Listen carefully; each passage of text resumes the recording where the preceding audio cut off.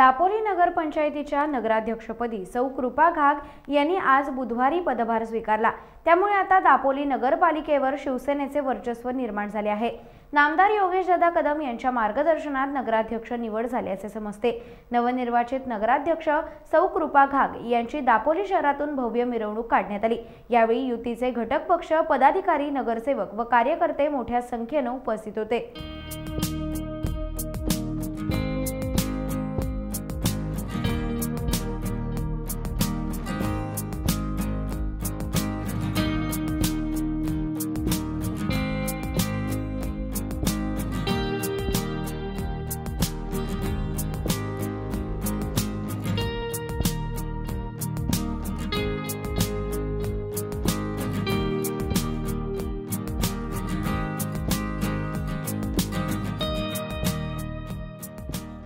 Times डिजिटलला like करा, subscribe करा, share करा आणि बेल आयकॉन दाबायला विसरू नका।